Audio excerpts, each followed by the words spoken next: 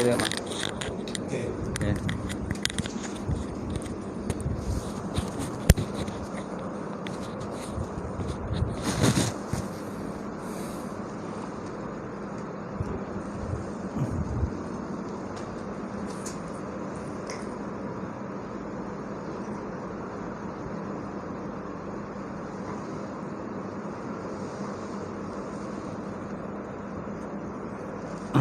Baik. Kita mulakan kuliah malam ini dengan sama-sama membaca kitab ila hadratin Nabi Muhammadin Mustafa Rasulullah sallallahu alaihi wasallam wa ala alihi kiram ashab nizam sya'ulahum Fatihah. A'udzu billahi minasyaitonir rajim. Bismillahirrahmanirrahim. Alhamdulillahi rabbil alamin. Arrahmanir rahim. Maliki yaumiddin.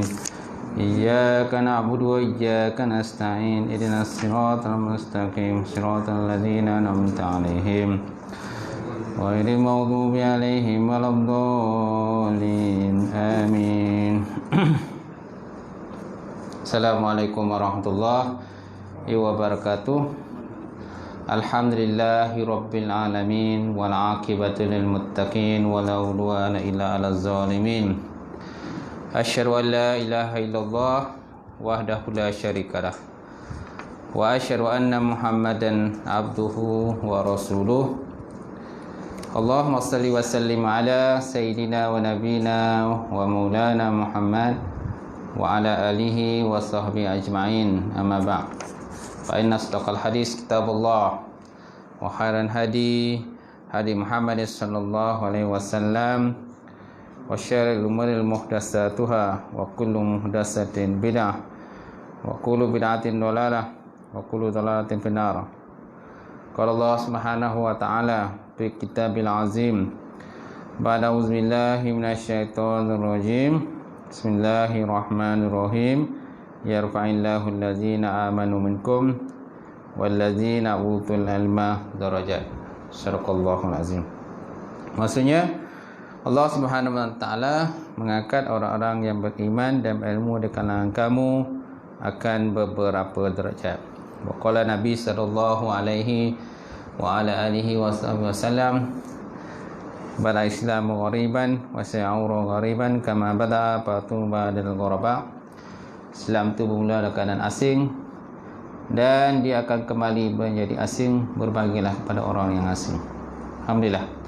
Yang dia hormati Al-Fadil Tuan Imam kita, kemudian tak lupa juga yang mulia Tuan Bilal, seterusnya Tuan Siak, kemudian pengurusi surau, jawatankuasa surau, sidang jamaah muslimin muslimat, mukminin mukminat Allah Taala. Alhamdulillah, kita panjatkan puji dan syukur pada Allah Subhanahu Wa Taala. Sekali lagi pada malam ini insya-Allah kita sambung kuliah kita, kuliah bab tauhid, akidah, kitab sifat 20, suatu pengenalan asas.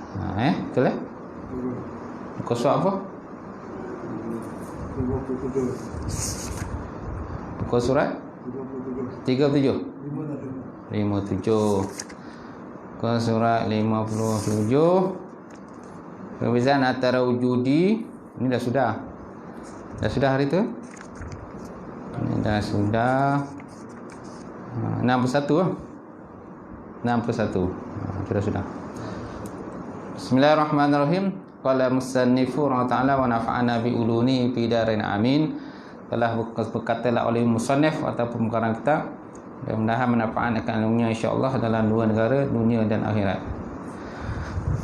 Bab ketiga, sifat 20 sifat wajib bagi Allah Subhanahu Wa Taala dan 20 sifat mustahil atasnya Allah. Soalan, apakah 20 sifat wajib bagi Allah Taala dan 20 sifat mustahil atas Allah Subhanahu Wa Taala yang wajib diketahui oleh setiap mukallaf? Yang wajib diketahui oleh setiap mukallaf secara tafsil, secara terperinci. Ada berapa tuan? Jawapannya ada belakang tu lah. Jawapannya ada belakang. Tapi sebelum tu kita lihat di bawah tu 76. Ada tak nombor 76 tu? Ketika membicarakan sifat wajib bagi Allah, ulama tauhid akan membicarakan juga sifat mustahil. Nampak? Jadi bila kita bercerita tentang sifat yang wajib bagi Allah, so kita cerita juga lawan dia. Kenapa nak perlu cerita lawan dia? Perlu cerita yang wajib pun dah cukup lah. Yang kita nak tahu sifat wajib, betul tak? Apa nak tahu sifat lawan dia? Ini persoalan. Ini ia adalah manhaj yang digunakan di dalam Quran dan hadis untuk mendapat kefahaman yang lebih tahqiq. Ia adalah manhaj.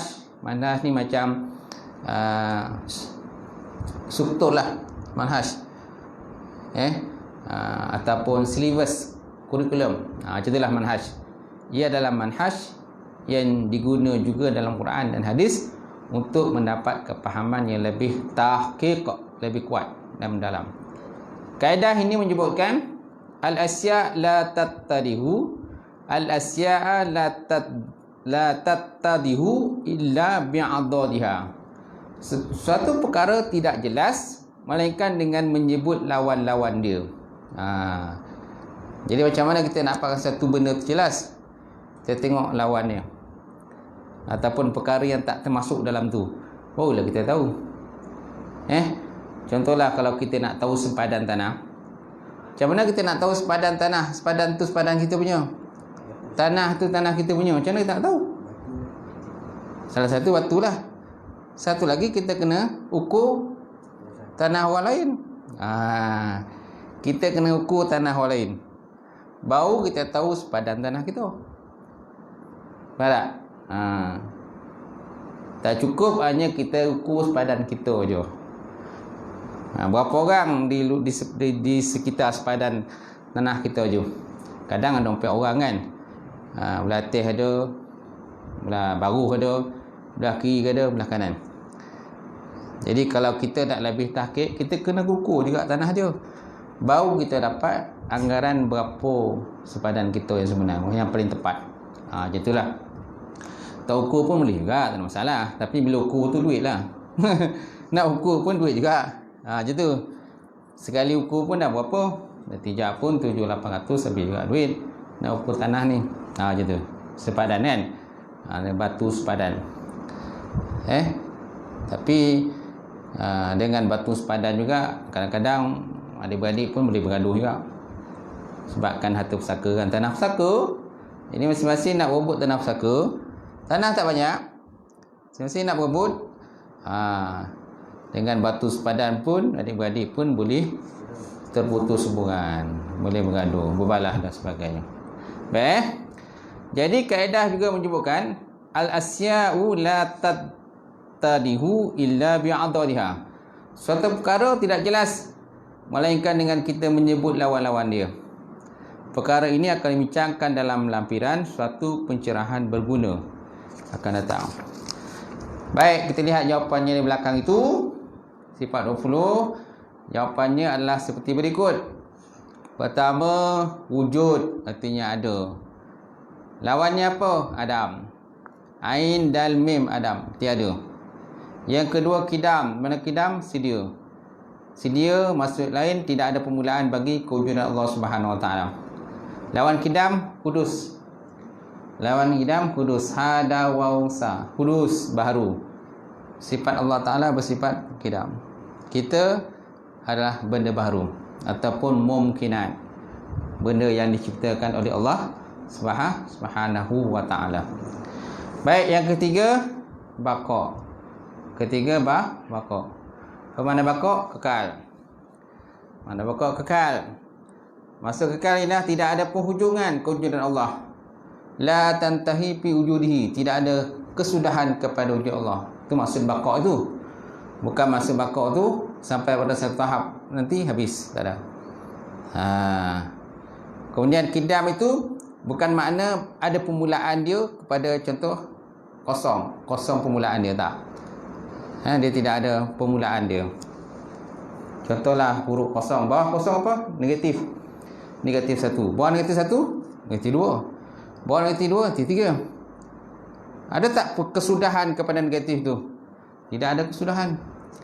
Ketiga dengan positif 1, 2, 3 dan sebagainya, sampailah kepada 100,000, 200,000, juta, ribu, trilion, bilion, trilion dan sebagainya. Ada tak kesudahan kepada positif itu? Tak ada kesudahan juga. Itulah dengan kewujudan Allah Subhanahu wa ta'ala. Baik. Kemudian lawannya ialah turu'ul adam. Lawannya ialah turu'ul adam. Kedatangan tiada ataupun binasa. Ataupun kita sebut fana. Baqa lawannya fana, binasa. Kemudian mukhalafatuhu ta'ala lil hawadis. Kesalahan Allah Ta'ala bagi segala benda yang baharu. Lawannya mumasalatuhu lil hawadis. Bersamaan Allah Ta'ala dengan benda yang baru. Maksudnya Allah Ta'ala diserupakan dengan satu benda. Kita tak boleh menggambarkan macam mana Allah Ta'ala tu begini ke begitu ke, tak boleh. Kalau kita menggambarkan Allah Ta'ala begitu, kita namanya tajsim. Tajsim ni menggambarkan Allah, mentajsimkan Allah. Ini satu pahaman yang bercanggah juga dalam akidah sunnah ni.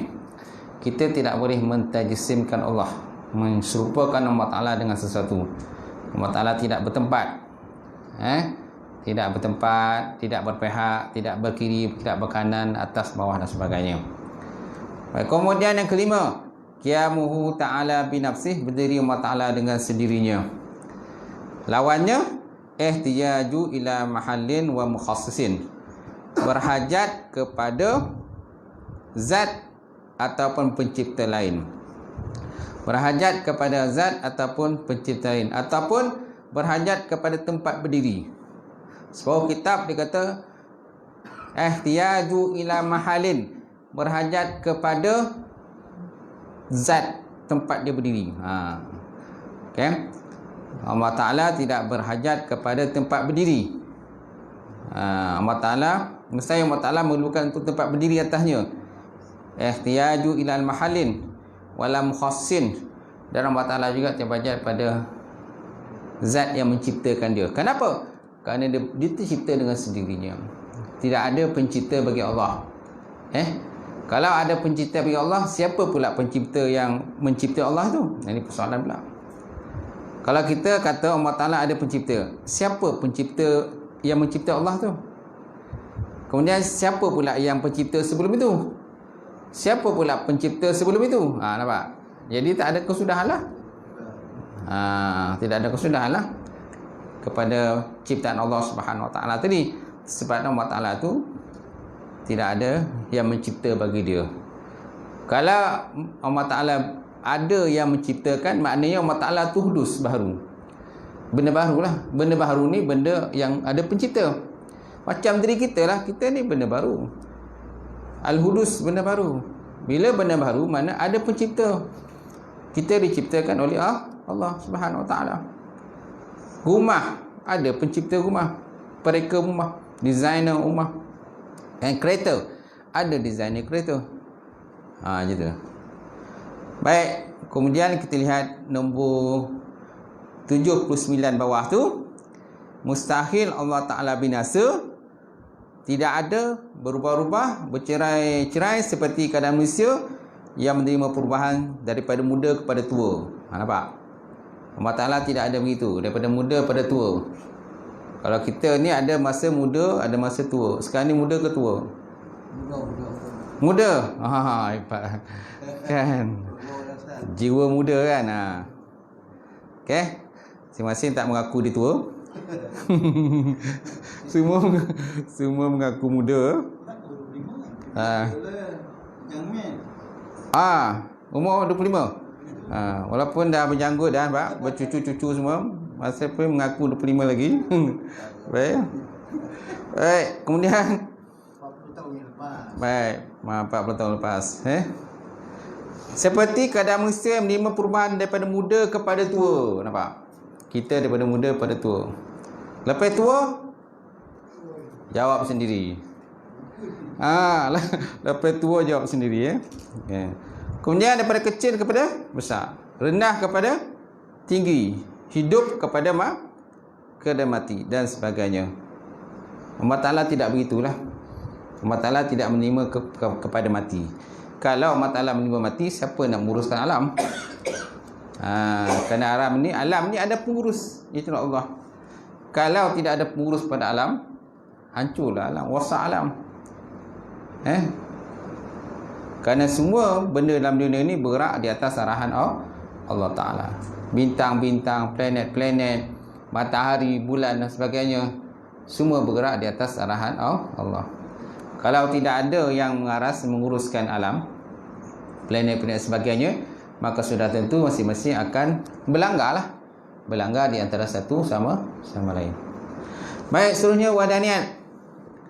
Wadaniyat esa lawannya ta'addud, berbilang-bilang. Kemudian kudrat, berkuasa. Berkuasa lawannya ajzun, lemah. Baik, kemudian lihat nombor 82 tu, al-fakir, menterjemahkan sifat kudrat itu dengan berkuasa. Al-fakir ni siapa? Pengarang kitab ni lah. Pengarang kitab ni dia menggelarkan dirinya al-fakir. Jadi al-fakir menterjemahkan sifat kudrat itu dengan berkuasa, bukan berkuasa, kerana berkuasa dirasakan lebih tepat terjemahannya. Lebih tepat terjemahannya. Walaupun dulu kita sekolah rendah kan, kita daripada kecil-kecil dulu kita belajar sifat 20 ni, bila sampai pada kudrat kan berkuasa, bila sampai pada iradat berkehendak. Itu kebiasaan kita dengar lah. Tapi untuk terjemahan yang paling tepat ialah kita tak gunakan kita gunakan ni, kalau ni lebih kepada perbuatan. Lebih pada perbuatan. Sebab ini bukan sifat perbuatan. Ini kita bicara dalam sifat ma'ani. Kalau kita bicara sifat manawiyah, baru sesuai kita letakkan keadaan Allah Ta'ala itu yang berkuasa. Kaunuhu Ta'ala qadiran, kaunuhu Ta'ala muridan, keadaan Allah Ta'ala itu yang berkuasa. Dia dah ada perbuatan situ. Baik, kita lihat siapa yang menterjemahkan menggunakan perkataan ni. Yang pertama sekali menterjemahkan semua sifat ma'ani dengan ialah seperti Al-Alim Al-Alamah Syekh Ismail Fatani Al-Makki rahimahullah ta'ala, yang dikenali sebagai Fadail Makkah. Ia dapat dilihat dalam kitabnya yang bernama Baqura Al-Amani. Baqura Al-Amani, dalam tu dia terjemahkan kudrah dengan kuasa, iradah dengan kehendak. Iradah dengan kehendak. Ilmun, pengetahuan. Hayat, hidup. Sama, pendengar. Basar, lihat. Kalam, perkata. Jadi dia menggunakan di ujung dia. Kenapa dia tak kerana ni dia perbuatan, berkuasa. Itu. Baik. Kemudian terjemahan beliau disokong selepas itu oleh murid-murid beliau seperti Al-Alim Al-Alamah Syekh Abdul Qadir rahimahullah ta'ala, yang digelar dengan nama Ayahdir Sekam dalam kitabnya Taqrib Al-Ikhwan. Baik, kemudian itu juga Tuan Guru Haji Abdullah bin Abdul Rahman, yang dikenali sebagai Tok Guru Pak Lubuk Tapah, juga menggunakan perkataan dalam kitabnya Risalah Persediaan bagi Sekalian Mukallaf. Begitu juga Al-Alim Ausul Tuan Guru Haji Saleh bin Musa daripada Kedah, juga antara murid beliau yang berusaha menjelaskan kepada masyarakat tentang cara terjemahan begini. Kemudian ada lagi lah. Baik, kita lihat muka surat 64. Iradat. Iradat kita terjemahkan dengan berkehendak. Lawannya karahah, terpaksa. Mustahil Allah Ta'ala terpaksa. Kalau Allah Ta'ala terpaksa, jadi nak tak nak dia buat alam ni. Nak tak nak dia menguruskan alam. Nak tak nak dia bagi rezeki. Itu sifat orang terpaksa. Sifat orang terpaksa ni buat satu benda tu dia tak buat secara cermat, tak buat secara teliti dan berhati-hati. Dia terpaksa. Itu juga kalau kita dipaksa buat, kan? Mana kita buat benda tu bukan daripada keikhlasan kita sendiri. Kalau kita buat betul-betul dia ikhlas daripada diri kita sendiri, insya-Allah baik suatu benda kita buat. Kita buat dengan baik, kita buat dengan cantik, kan? Sebab apa? Kita ada jiwa kasih dan sayang pada benda yang kita cipta tadi lah, kita buat tadi. Ni kalau dipaksa macam mana? Contohnya paling lain, perempuan dipaksa kahwin. Macam mana kalau perempuan dipaksa kahwin? Maknanya badan je lah, jiwa dia letak dengan lelaki tu. Tak ada, jiwa dia tak ada dengan lelaki tu, suami tu. Jiwa tak mana-mana tak, badan je yang suami dia. Itu maksudnya terpaksa, dipaksa dan sebagainya. Baik, yang kesembilan, ilmun, pengetahuan. Lawannya jahlun, jahil. Mustahil Allah Ta'ala jahil. Kalau Allah Ta'ala jahil, macam mana dia nak menguruskan alam? Macam tu. Kemudian hayat, hidup ataupun perhidup. Kalau Allah Ta'ala tak hidup, macam mana? Tak ada kuasa lah. Tak ada hidup, tak ada kuasa lah. Tak ada wujud, tidak ada wujud, tidak ada hidup. Mana tidak adalah sifat berkuasa kepada Allah, tidak adalah sifat kehendak pada Allah. Mesti wujud ada elemen yang sangat penting. Kemudian hayat, hidup, satu elemen yang sangat penting juga. Kalau tak ada hidup, macam mana ada sifat berkuasa, perkuasa, mendengar, melihat dan sebagainya? Macam mana benda tu ada kepada Allah sedangkan dia tidak hidup? Gitu. Baik, kemudian sama, pendengar. Lawannya somamun. Somamun mana pekak. Mustahil Allah Ta'ala tu pekak. Kemudian basar, melihat ataupun pelihat. Lawannya buta. Kalam, perkata. Lawannya bakmun, bisu. Mustahil Allah Ta'ala tu bisu. Kalau Allah Ta'ala bisu, macam mana? Sedangkan dalam Quran, Nabi Musa AS berkalam dengan Allah Ta'ala. Wa kallamallahu Musa taklima. Allah Ta'ala berkalam dengan Nabi Musa dengan sebenar-benar kalam, sekalam yang sempurna. Jadi kalau Allah Ta'ala tidak boleh berkalam, macam mana? Mestilah sifat kalam ni salah satu sifat yang penting. Kita juga dengan makhluk. Kalau makhluk tidak boleh berkata-kata, mana ada kekurangan pada makhluk itu? Orang yang kekurangan daripada contoh kurang mendengar, pendengaran pekak, mulut bisu, lepas tu tangan cacat, ini termasuk dalam golongan OKU istilah kita, kan? Golongan OKU, golongan orang kurang upaya. Macam tu. Walaupun yang cacat tu telinga je tak boleh dengar, mulut je tak boleh cakap, tapi masih termasuk dalam kumpulan OKU, orang kurang upaya nama dia. Jadi maksud bukanlah mana orang kurang upaya tu hanya kurang upaya dari tenaga je. Jadi skop orang kurang upaya ni luas. Termasuklah mata tak boleh melihat, telinga tak boleh mendengar, mulut tak boleh cakap. Macam tu. Baik, seterusnya tuan, nombor 84 bawah tu. Mustahil Allah Ta'ala terpaksa dalam menentukan sesuatu. Termasuk dalam kata-kata terpaksa ialah seperti nisyanun, lupa. Maksudnya ada ingatan pada awalnya kemudian lupa. Itu dah katakan sebagai nisyanun. Lupa ada masanya lupa lama, ada masa lupa sekejap. Okey. Kalau dalam solat namanya lupa sekejap. Betul tak? Itu sebabnya dalam solat ni dinamakan sujud sahwi. Sujud sahwi lah, bila kalau kita terlupa dalam solat, maka kita kena ganti dengan sujud sahwi kan. Sujud sahwi. Sahwi ni lupa yang sebentar je. Kejap je lupa. Lepas tu ingat je. Terlupa rakaat. Terlupa rakaat. Kita berada dekat berapa ni, lupa. Lepas tu ingat dah. Saya dah rakaat yang ketiga dah. Macam tu. Terlupa lah. Ataupun terlupa baca kunut. Terlupa baca kunut. Terus sujud. Ataupun tujuh, yalah. Biasa lepas tidak tu kalau kita baca kunut kan. Ni tidak. Terus sujud. Jadi terlupa lah. Faham tak? Baik, kemudian zuhulun. Zuhulun maksud mamai, iaitu tidak ada perasaan. Mustahil Allah Ta'ala ni, pertama tadi nisyanun, lupa. Mustahil Allah Ta'ala ni zuhul, mamai. Mamai kan? Bila orang panggil tu macam dengar tak dengar kan, mamai. Kan? Baik. Kemudian apa lagi? Ghaflah, lalai. Mustahil Allah Ta'ala tu lalai ataupun leka.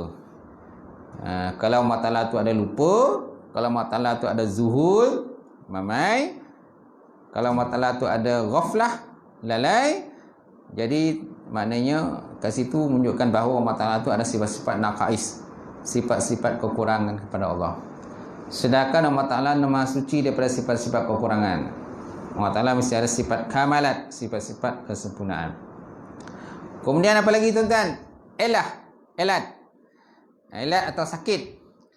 Elat ada dua keadaan. Pertama, sesuatu terjadi bukan dengan kehendak Allah, tetapi kerana yang lain. Seperti cincin bergerak kerana jari bergerak. Cincin bergerak dengan jari bergerak. Ini benda ni hanya pada manusia. Allah Ta'ala tak boleh begitu. Kemudian sesuatu terjadi bukan dengan kehendak Allah, tetapi kerana tabiat. Seperti tabiat api boleh membakar. Tabiat api boleh membakar dan lain lah. Itu dekat sebagai elah, ain lam ta elah atau elat. Baik. Kemudian termasuk dalam kategori jahil juga, seperti syakun, ragu, zanun, zan, dan wahmun, waham. Semua ni mustahil kepada Allah.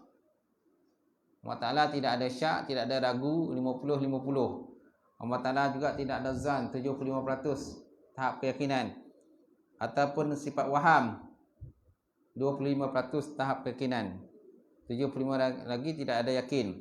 Okey, ini mustahil kepada Allah. Kalau ada sifat macam tu, sama macam manusia lah, ada. Sebab manusia ni ada tahap yakin, ada masa zan, ada masa ragu-ragu. Betul tak? Contohnya bila kita nak lompat parit kan, depan kita ada parit. Kadang kita balik kampung kan, main kat parit. Kita nak nyeberang parit tu, kadang-kadang kita ragu-ragu, ni lopeh ke tak lopeh? Lopeh ke tak lopeh ni guys? Kan? Ragu-ragu tu. Kalau tak yakin tu, tu yang kadang terojun tu. Betul-betul terojun lah, pasal kuyup lah je yes, istilah kita bonda lah. Tali air, bonda. Tali air. Dululah. Yalah, dulu kecil-kecil tu mana ada tandas apa semua. Semua mandi dalam bonda. Buang air pun dalam bonda je. Nasiblah siapa kat belah hilir tu. Siapa belah hilir nasiblah. Macam tu. Tapi sekarang ni masing-masing kat rumah semua dah canggih-canggih kan. Baik, sebahagian kitab seperti kitab Baqarah Al-Amani meletakkan sifat hayat terlebih dahulu daripada sifat kudrah, kerana sifat hayat mengesahkan sifat-sifat makni yang lain. Dalam kitab Baqarah Al-Amani menyebutkan bahawa hayat duduk atas, kudrat bawah. Ya hayat dulu, hayat, kudrat, iradat, ilmun, sama bahasa kalam dan sebagainya. Ikut urutan macam itulah. Tapi kebanyakan daripada kitab tauhid ni biasanya letak kudrat tu. Kudrat, iradat, ilmu, hayat. Jadi kenapa letak hayat dulu? Kerana hayat ni ialah hidup dahululah. Bila ada hidup, baru ada kudrat. Lepas tu barulah iradat, barulah ilmu dan sebagainya. Itu sebabnya letakkan ayat di atas. Baik. Kemudian sifat wajib lagi yang ada pada Allah yang ke-14. Kaunuhu qadiran. Keadaan Allah Ta'ala tu yang berkuasa. Nampak? Berkuasa. Jadi dah ada sifat perbuatan. Lawannya kaunuhu ta'ala ajizan. Keadaan Allah Ta'ala tu yang lemah. 15. Kaunuhu ta'ala muridan. Keadaan Allah Ta'ala itu yang berkehendak. Lawannya keadaan Allah Ta'ala itu yang terpaksa. 16. Kaunuhu ta'ala aliman. Keadaan Allah Ta'ala itu yang mengetahui. Lawannya keadaan Allah Ta'ala itu yang jahil. 17. Kaunuhu ta'ala hayyan. Keadaan Allah Ta'ala itu yang berperhidup ataupun yang hidup. Lawannya keadaan Allah Ta'ala itu yang mati. 18. Kaunuhu ta'ala samian. Keadaan Allah Ta'ala itu yang berpendengar. Lawannya keadaan Allah Ta'ala itu yang peka. 19. Kaunuhu ta'ala basiran. Keadaan Allah Ta'ala itu yang berpelihat ataupun punya sifat pelihat. Lawannya keadaan Allah Ta'ala itu yang buta. Kemudian yang ke-20. Kaunuhu ta'ala mutakalliman. Keadaan Allah Ta'ala itu yang berperkata ataupun punya sifat perkata. Lawannya hal keadaan Allah Ta'ala itu yang bisu. Hal keadaan Allah Ta'ala itu yang bisu. Cuma kita kena tahulah. Allah Ta'ala itu melihat. Adakah Allah Ta'ala melihat menggunakan mata? Tidak. Kalau Allah Ta'ala melihat menggunakan mata, sama macam makhluk pula. Mendengar. Kalau kita mendengar menggunakan telinga. Gegendang telinga. Adakah Allah Ta'ala ada gegendang telinga? Tidak. Kalau kita sebut Allah Ta'ala itu ada telinga, gegendang telinga, jadi dah ada tajsim lah. Tajsim ni menserupakan Allah. Ataupun tasbih. Menyerupakan Allah Ta'ala seperti makhluk. Betul juga. Allah Ta'ala berkata-kata. Allah Ta'ala berkata-kata. Laisa biharfin wala bisautin. Tidak ada suara, tiada huruf. Tak ada suara, tiada huruf. Kalau ada suara, ada huruf, samalah seperti makhluk. Ada suara, ada huruf. Faham kan? Baik, kemudian 87. Tambih. Bermaksud tambih peringatan. Fahami maksud perkataan Abu Hasan Asy'ari dalam sifat ma'nawiyah. Imam Abu Hasan Asy'ari ni pengasas pada Ahlussunnah wal Jamaah, itulah Imam Abu Hasan Asy'ari, menyatakan mengikut kaul pendapat yang rajih ada 13 sifat yang wajib diketahui dengan secara terperinci tafsir, iaitulah sifat nafsiyah, sifat salbiyah, sifat ma'ani. Bila menyatakan sifat manawiyah yang 7, dia kata tak perlu untuk disebutkan lagi kerana ia adalah lazim daripada 7 sifat ma'ani yang sudah ada. Nampak tak? Ini pendapat daripada Abu Hasan Asy'ari. Mana ada 13 sifat saja. 13 sifat saja sampai pada kalam. Jadi kaunuhu ta'ala qadiran muridan tu tak perlulah. Sebab apa? Bila sebut kudrat kat situ dah ada dah. Dah situ ada sifat mani. Buat apa nak pecah sifat mani lagi? Gitu. Ini pandangan daripada Abu Hasan Asy'ari berbeza dengan Abu Mansur Maturidi. Abu Mansur Maturidi dia ada tambahan kaunuhu ta'ala qadiran, kaunuhu ta'ala muridan. Makna sifat manawiyah tu dimasukkan sendiri. So maknanya kalau kita daripada sekolah rendah dulu daripada kecil, jadi sifat tu sifat wajib Allah Ta'ala tu ada 20, maknanya kita berpegang dengan pandangan dan pendapat daripada Abu Mansur Maturidi, bukan daripada Abu Hasan Asy'ari. Kalau daripada Abu Hasan Asy'ari hanya 13 sifat saja. Faham kan? Contohnya tuan-tuan lihat muka surat 68 kan.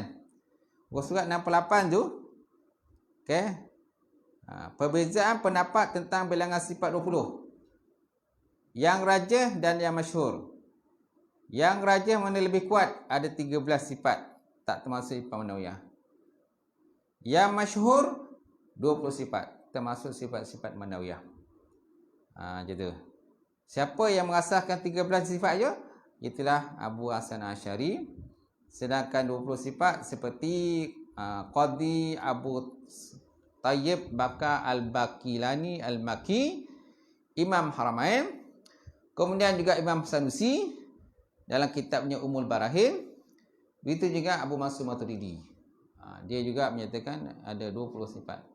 Mana sifat nafsiyah satu, sifat salbiah ada 5. Okay? Kemudian sifat ma'ani ada 7. Kemudian sifat manawiyah ada 7. Mana ada 20 sifat yang wajib kepada Allah Subhanahu Wa Taala.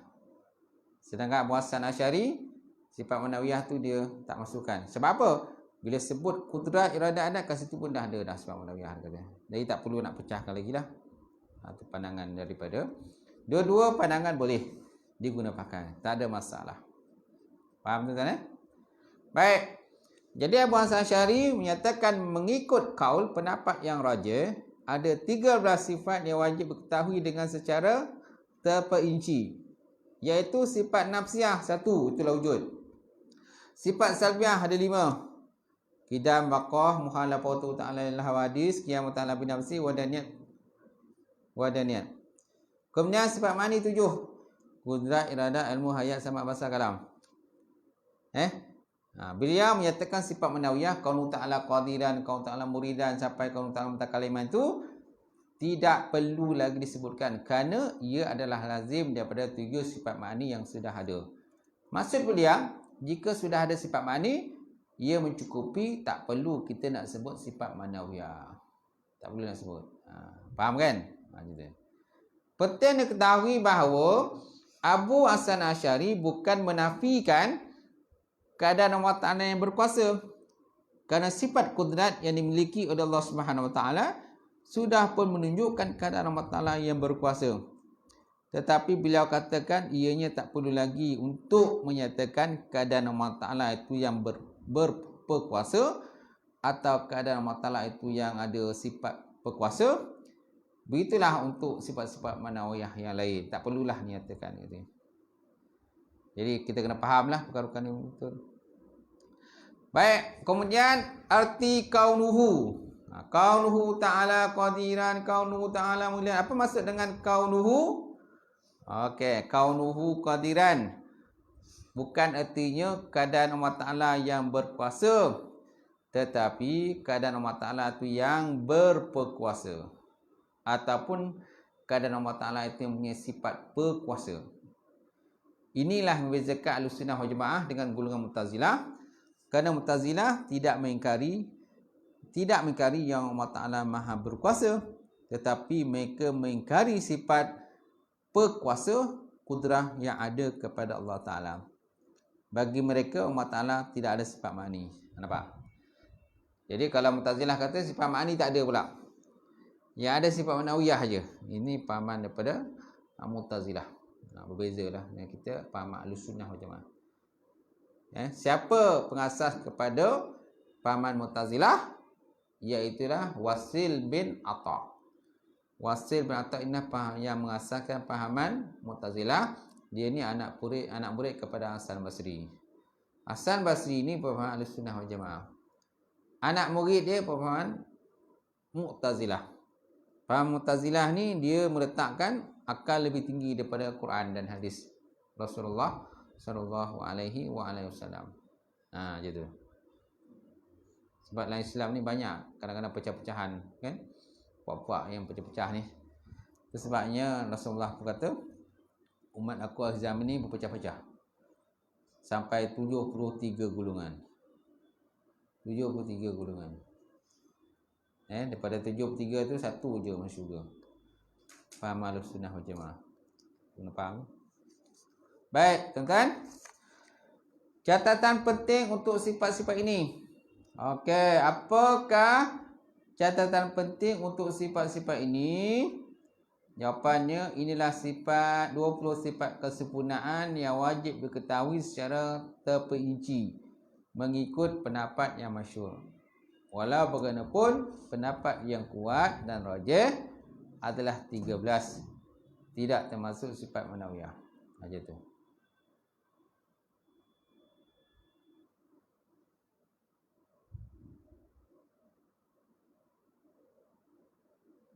Baik, catatan bawah tu, golongan Mu'tazilah mengingkari ataupun menolak sifat ma'ani pada Allah Subhanahu Wa Taala. Kerana untuk mengelakkan banyaknya kidam. Ta'addadul qudama. Ta'addadul qudama mana berbilang-bilang kidam bagi Allah. Bagi mereka cukuplah satu kidam sahaja. Sebagai jawapan, Ahlussunnah menjawab banyak kidam ta'addadul qudama yang dilarang bagi Allah Ta'ala ialah pada zat, bukan pada sifat. Nampak? Kalau berbilang-bilang kidam pada sifat, pada zat Allah Ta'ala, tu yang tak boleh. Berbilang-bilang pada sifat kidam, tu boleh. Kalau berbilang-bilang pada zat, tidak boleh.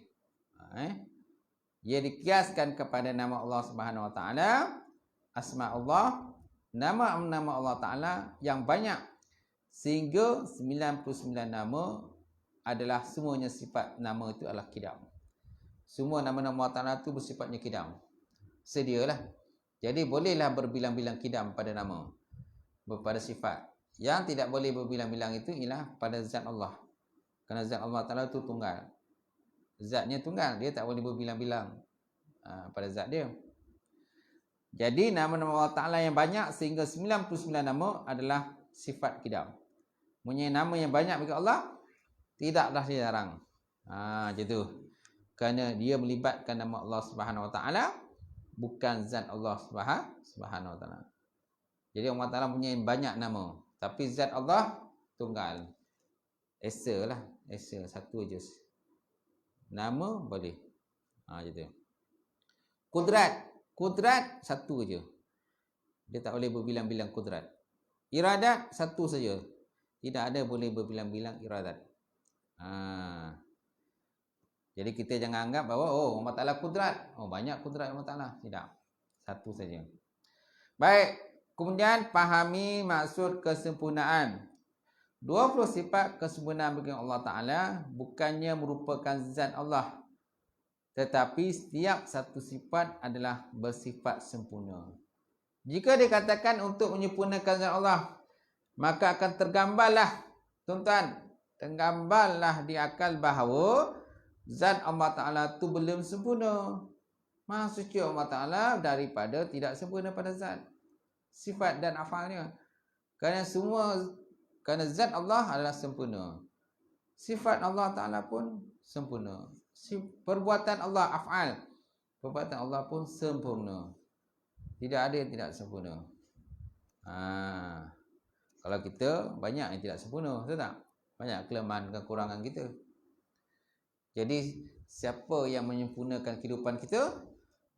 Orang di sekitar kita lah yang menyempurnakan kehidupan kita. Betul tak? Kita ni banyak kelemahan, kekurangan. Kereta kita tu, kalau kereta kita tu berfungsi dan enjin hidup, gear pun okey, tak ada masalah. Kan, tekan minyak pun boleh boom jalan. Kan? Masa tu kita pun hebatlah, kita rasa, wah baguslah kereta aku ni. Tak? Boleh jalan sendiri, tekan minyak tu jalan. Cuba dia rosak. Kita memerlukan tenaga orang lain. Kita memerlukan tenaga orang lain untuk menggerakkan kereta kita. Tolong gear tak masuk, tolong tolak sikit lah. Apalagi kalau contohnya rosak kat tepi light tu, kau tak menangis kan, kereta tepi light tu rosak. Nak tak nak, paksa juga panggil orang lain, tolong tolakkan ke tepi kan, kereta kita tu. Tolak tepi. Nampak? Kalau tidak jalan cip, tuan-tuan. Nampak? So maknanya kita sentiasa memerlukan orang lain untuk menyempurnakan hidup kita. Tak ada orang lain, kita pun tak sempurna. Isteri kita salah satu juga untuk menyempurnakan hidup kita. Kita kadang siang sibuk pergi kerja. Kita nak balik biasanya lapar tak? Balik lah, lapar tak? Lapar kan? So tengok, kalau rumah tak ada apa jadi? Minum air lah, menung lah kan. Paling tidak pun belilah kedai tadi nasi bungkus. Macam tu. Kalau ada isteri macam mana? Balik rumah tengok dah siap dah masak kan. Logo tenang hati kan bang. Nasi dah siap. Lauk asam kan. Semualah. Duduk senang, goyang kaki ya, basuh tangan, baca doa, makan. Senang hati tak? Senang. Mana isteri tadi melengkapkan kehidupan kita. Nampak? Kalau tak ada isteri, bujang terang tang. Bujang terang tang, duduk seorang je. Anak pun tak ada, cucu pun tak ada. Je tu. Pening tak juga ni? Alamak, tak makan lagi Jadi makna semua kerja kena buat sendiri. Kan kita lah pergi kerja, lepas tu kita lah balik, kan kita lah orang kata masak nasi sendiri, masak gulai sendiri, kita lah pergi pasar. Kita semua kita lah. Kita lah basuh baju, semua kita kena buat. Gitu. Mana ada kelemahan lah kehidupan kita tu lah, kekurangan kan. Bila ada rumah tu, sempurnalah hidup tu, senanglah. Diam ni kan, gitu. Baik. Jadi sifat manawiyah itu wajib diketahui secara umum, ijmal sahaja dan tak boleh dinafikan mengikut ijma' kesepakatan ulama kerana dia termasuk daripada perkara-perkara kesempurnaan ataupun kamalan. Siapa yang menafikannya maka dia kafir. Nauzubillah. Siapa yang menafikan sifat manawiyah ni kafir. Tapi kita tak galak lah suka mengkafirkan orang ni. Siapa yang tak belajar, cuma siapa yang tak faham tu kena belajar, tu je lah. Siapa yang tak belajar, yang tak faham ni pergi belajar, pergi berguru kan. Macam pengajian kita malam ni kan. Kenapa kita buat pengajian malam ni? Kerana kita nak menghadamkan benda ni supaya kita faham sifat 20 ni. Dulu kita tak belajar sifat 20, belajar. Sekolah rendah dulu, tadika dulu kan belajar tak? Belajar. Kampung dulu kan kita belajar dengan Tok Imam sifat 20 ni. Tapi detail tak kita belajar? Tak detail pun. Hanya setakat baca dia punya Arab dia, lepas tu terjemahan makna tu je lah. Tu benda yang hafal dia. Yang Tok Imam kita suruh hafal. Lepas tu dah balik. Kan? Tak ada dia seuraikan satu-satu dah, tak ada. Jadi kalau ada pengajian ni, mana lebih detail lah. Baik, nombor 2. Tertib bernombor daripada nombor 1 sehingga nombor 20. Iaitu daripada sifat wujud sehingga kepada kaunuhu mutakaliman di atas tertib zikrun, tertib zikri untuk sebutan dan kiraan sahaja, bukan tertib wuku'i.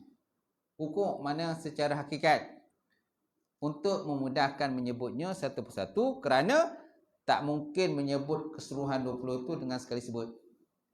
Dengan sekali sebut dia dah ada 20, tak ada. Nampak? Sebabnya ulama dalam ahli sunnah ni dia susun, okey, wujud, qidam, disusun macam tu. Tak? Kalau letakkan yang kudrat nombor 1 boleh tak? Boleh je. Tak ada masalah letak kudrat nombor 1. Sebab kalau kita letakkan, kalau kita nak letakkan pecah-pecah soalan macam ada perbezaan Ta'ala tadi. Sedangkan semua Ta'ala tidak perbezaan. Semua sifat qidam. Jadi tertib itu ialah tertib sebutan saja, bukan tertib wuku'i, bukan tertib secara hakikat.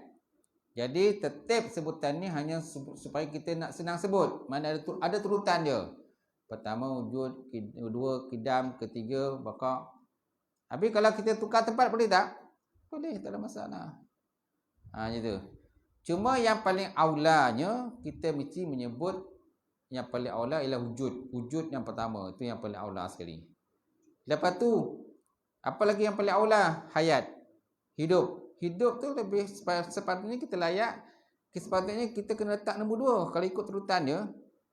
Kerana bila wujud mesti ada hidup. Bila ada hidup, barulah hidup benda lain.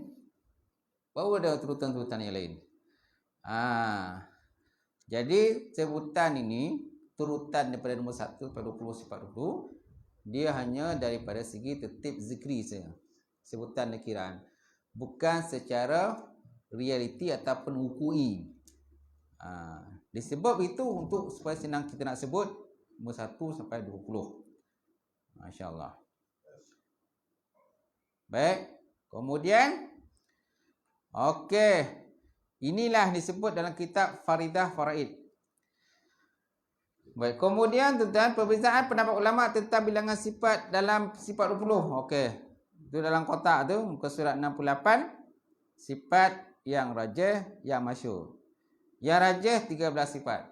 Tak termasuk sifat nawiyah. Yang masyhur 20. Yang kita daripada kecil dia dah tahu dah. 20 sifat. Mana kat situ ada sifat nafsiyah, sifat salbiyah, sifat mani dan sifat manawiyah. Nampak tak? Tapi yang kuat 13. Yang rajih mana yang paling kuat. Baik. Kemudian nombor 3. Ia juga adalah tertib ta'akuli.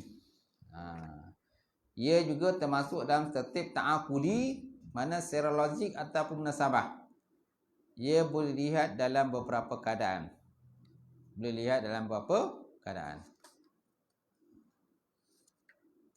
Baik. Kau apa dah? Syak dah? Dah kan? Cakap saya cukup dah. Nanti kita sambung lagi lah. Macam ni. Sonok ni belajar ni. Sebab dia ada pendetailan-pendetailan dia. Rugi kalau tuan-tuan tak beli kitab ni. Mana-mana kalau singgah kedai, belilah kitab ni. Ya, ni. Sebab dia detailkan lagi benda-benda ni. Dan kita boleh ulang selalu kat rumah. Ulang lalu kan. Sebab akidah ni penting. Kita tak boleh bermain benda ni. Dia serius. Ya. Baik, ada soalan tak sebelum saya tutup? Ada?